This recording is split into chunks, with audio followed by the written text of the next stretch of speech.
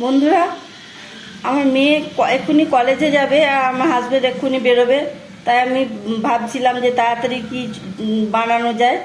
তাই আমি চটজলদি একটা রেসিপি বানাচ্ছি, সেটা একবার খেয়ে দেখুন। দেখুন বন্ধুরা, কি কি দিচ্ছি। আমি দুটো বড় সাইজের আলু সেদ্ধ করে গ্রেট করে নিয়েছি। এরপর এর সঙ্গে আমি দেব 3টে ডিম,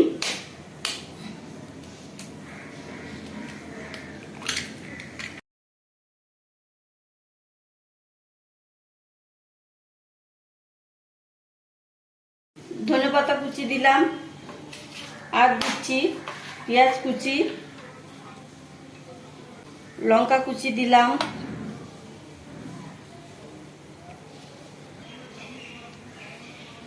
এখানে আমি টোস্ট বিস্কুট গুঁড়ো করে নিয়েছি, টোস্ট বিস্কুট অল্পটুকু দিলাম, এখানে চাট মশলা দিলাম,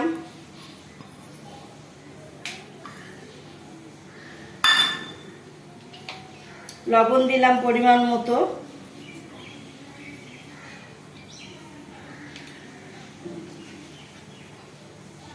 মতো, বেসন দিলাম। এটাকে আমি হাত দিয়ে ভালো করে মেখে নেব।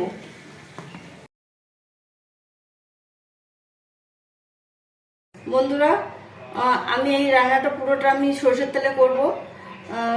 আমি এই ফ্রাইং প্যানে আমি অল্প তেল দিয়েছি, দিয়ে গোটাটায় আমি চাড়িয়ে নিয়েছি, যাতে তেলটা চারিদিকে লেগে গেলে উঠতে সুবিধা হয়। এরপরে আমি এই মিশ্রণটা এর মধ্যে দিয়ে দেব তেলটা গরম হলে। বন্ধুরা, এই যে মিশ্রণটা আমি মাখলাম, সেটা আমি এখানে পুরোটা দিয়ে দিচ্ছি।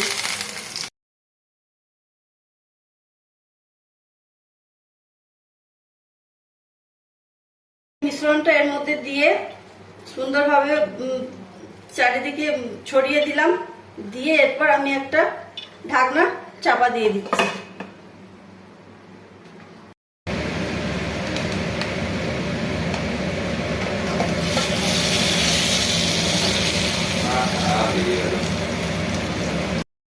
বন্ধুরা, ওইদিকে ওটা আমি এক পিঠ হয়ে গেছে, আবার এক পিঠ আমি উল্টে দিয়েছি, আর এইদিকে আমি গরম তেলে আলু দিয়ে আমি ভেজে নিচ্ছি লাল লাল করে।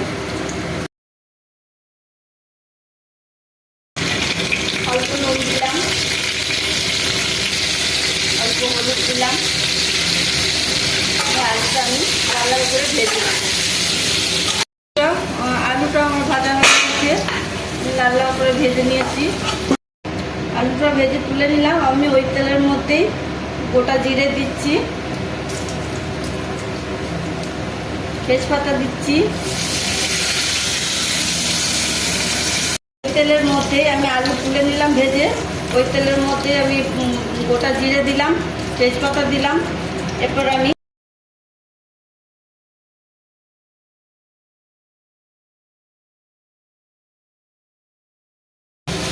এই যে পেঁয়াজটা লাল হয়ে গেছে, এরপর আমি আদা রসুন আর পেস্ট একসঙ্গে দিয়ে দিলাম।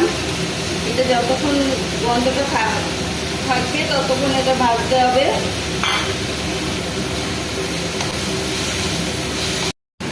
আমি এখানে আদা রসুন আর পেঁয়াজটা ভাজতে দিয়েছি, এখানে আমি আলাদা একটা বাটিতে মশলা বানিয়ে নিচ্ছি। এটা জিরে দিলাম, হলুদ দিলাম, অল্প পরিমাণ ধনে দিলাম, আমি কাশ্মীরি লঙ্কা দিলাম গুঁড়ো,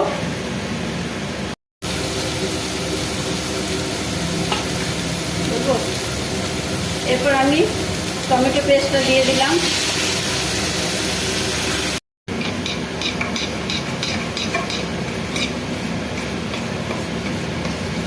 এরপর আমি মশলাটা যেটা আমি পেস্ট করে রেখেছিলাম সেটা আমি দিয়ে দিলাম। আমি অল্প লবণ দিলাম, প্রথমে লবণ দিয়েছিলাম, অল্প লবণ দিলাম। এটা দিলে ভালো হয়, আপনারা না চাইলেও নাও দিতে পারেন।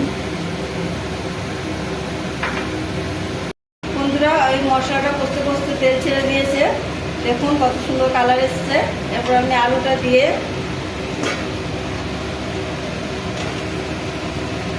এরপর আলুটা আমি দিয়ে দিচ্ছি, দিয়ে একটু নেড়ে জল দিয়ে দেবো।